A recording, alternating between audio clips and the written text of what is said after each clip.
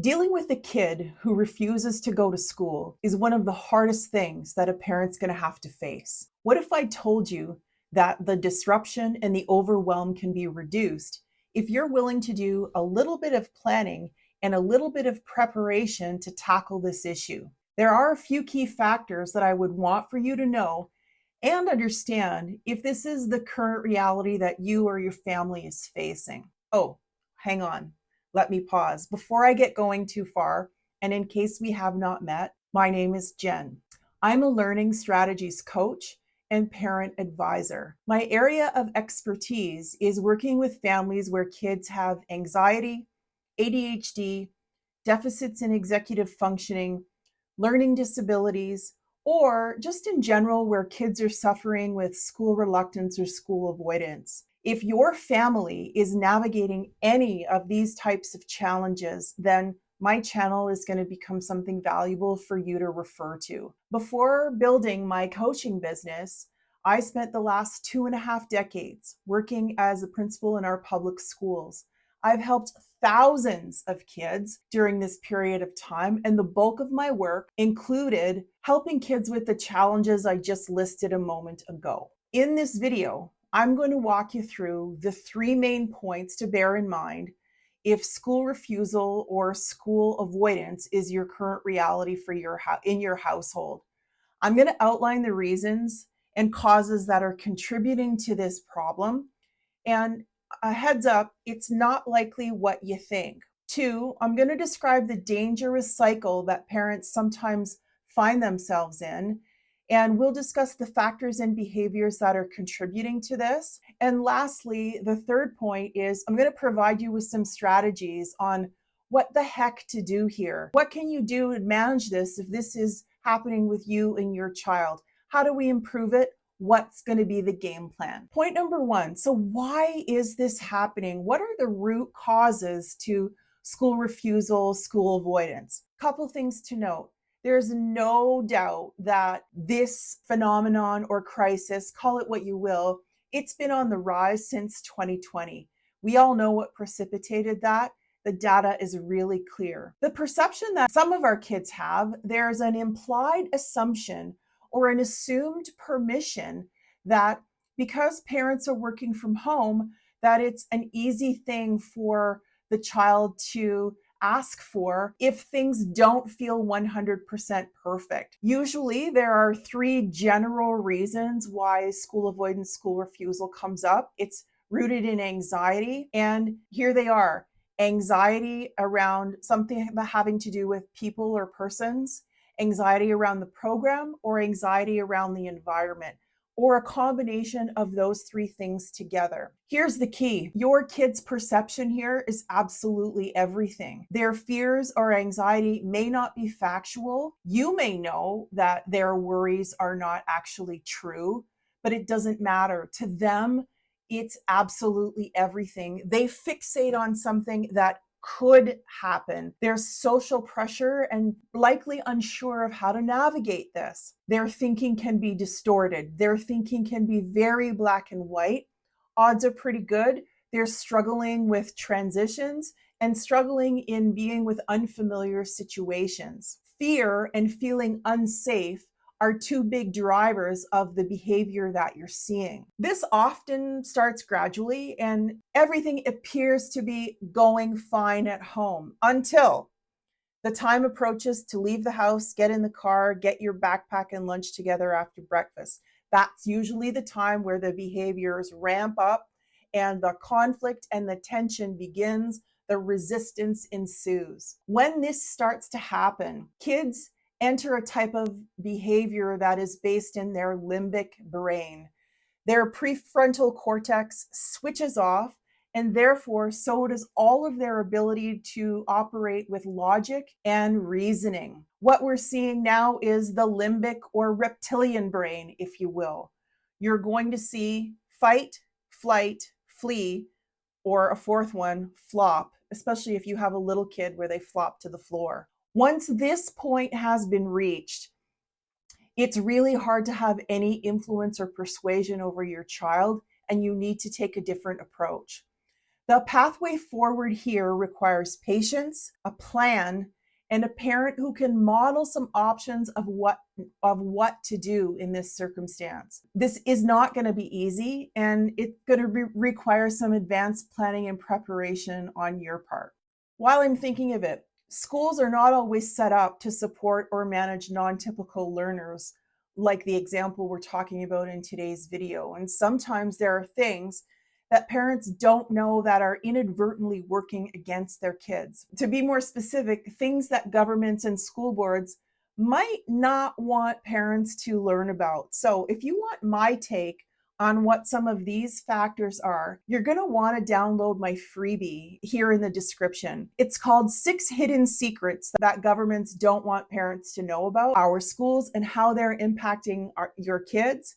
The link is in the description below. Point number 2, let's talk about the cycle that parents find themselves in. Parents find themselves feeling powerless and feeling hopeless. Without a shadow of a doubt, the timing of when these episodes are going to come forward, it's always going to be poor. There's job pressure, there's other adult responsibilities that are adding stress to the household. For some parents, they can't accept at all where their kids are feeling uncomfortable or upset or uneasy in the slightest bit. This situation causes disruption in work, relationship stress, conflict, and tension within the household in general. When there's no plan, the tendency to give in and allow the kid to stay home is really high. You're in a rush, but it's a very slippery slope.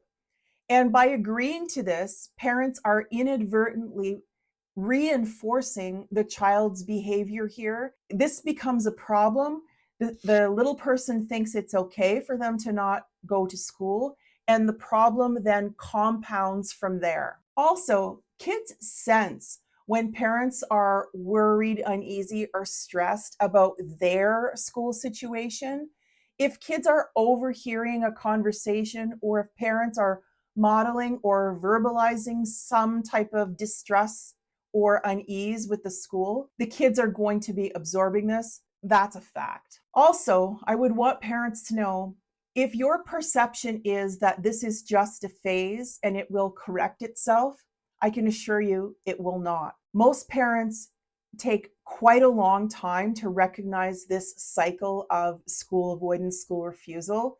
And before you know it, it's been weeks and weeks, and you're really needing to make a change for improvement. I also would want parents to understand that it's really important to nudge kids a little bit before they're ready. Here's what I mean by that. Sometimes that ability to take a risk or to go into a little bit of discomfort becomes really important. We have to see the value in creating a plan for the child, practicing a plan for the child, and then modeling the outcome. And then the last point here is, unfortunately, parents are often caught off guard. Some adults are lacking resilience themselves as the grown-ups.